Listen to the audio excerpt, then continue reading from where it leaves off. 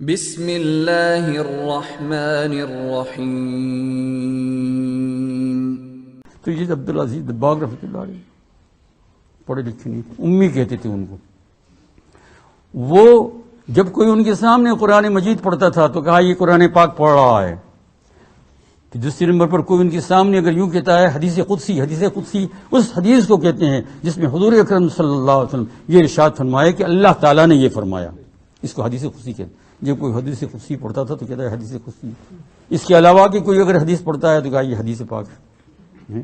اور اگر ان تین چیزوں کے علاوہ کوئی دنیا کی بات عربی کیسی عربی زبان میں پڑھے، کہتا ہے یہ نہ قرآن مجید ہے، نہ حدیث قدسی ہے، نہ حدیث پاک ہے، کچھ نہیں۔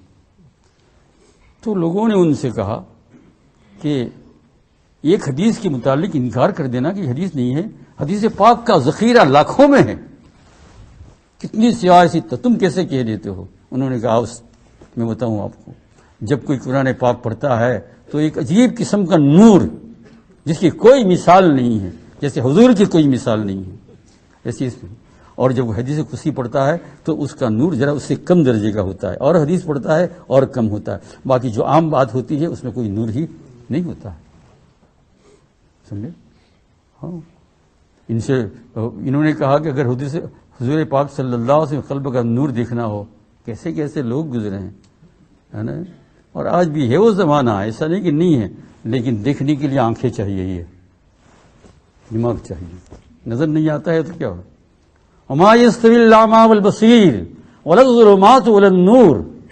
اللہ تعالیٰ فرماتے اندھا اور دیکھنے والا دونوں برابر نہیں ہوتا، یہ روحانی اندھا، یہ روحانی اندھا، یہ جسمانی نہیں۔ جسمانی اندھے تو جنتی ہو گئے صبر کر کے۔ وما یستوی الاعمی والبصیر، سورہ رعد میں فرمایا قرآن حکیم کے اندر، اعمیٰ اندھا اور بصیر دیکھنے والا دونوں برابر نہیں۔ ولا الظلمات ولا النور، اور اندھیرا تاریکی اور نور یہ دونوں برابر نہیں ہوتے، دونوں میں بڑا فرق ہے۔ ہاں، یہ نور اس طریقے سے پیدا کیا جاتا ہے، یہ نور چلے گا۔ دوست اور بزرگ، وقت سیدھی بات عرض کرتا ہوں، عمل کے ذریعے سے اس کو جمع کرو، گناہوں کے ذریعے سے بجھاؤ نہیں۔ تو یہ نور چلے گا، یہاں تو ہے ہی دنیا میں بھی وہ محسوس ہوگا۔ آنکھیں، میں یہی تو کہہ رہا تھا، نور والے بھی موجود ہوتے ہیں، آنکھیں چاہیے، دماغ چاہیے، اور پھر یہ نور جو ہے دنیا کی زندگی میں کام دے کر پھر اب پہلا مرحلہ آئے گا آخرت کا، اس کا نام ہے سکرات الموت۔ کیا کرے؟ تو الذین تتوفاہم الملائکۃ الطیبین، یہ طیبین ان نور والوں کو کہا۔ فرشتے کیا کہیں گے نور میں؟ سلام علیکم۔ بھائی تم جان قبض کرنے کے لیے آئے اور سلام کرتے ہیں۔ دیکھا 14واں پارہ، ادخل الجنہ، جان نکال دیں، فکر مت کرو، جنت میں جانا۔ یہ پہلا مرحلہ ہے سکرات کے وقت، سمجھے نا؟ ہاں، کوئی فکر نہ کرو۔ یہ جی رب کی راضیۃ مرضیہ 30واں پارہ، لوٹ چلو، تم کوئی فکر نہ کرو۔ یہ جی رب کی راضیۃ، راضی اور مرضی، تو بھی راضی ہے وہ بھی راضی ہے، کوئی فکر مت کر، کانوں میں سنائی دیتا ہے۔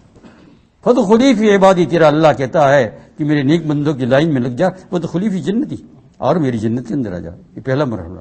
قبر میں جانے کے بعد یہی نور پھیل جائے گا، جس کی کوئی مثال یہاں سمجھ نہیں سکتا۔ یہ قبر اس گھڑے کا نام نہیں ہے، پھیل جائے گا۔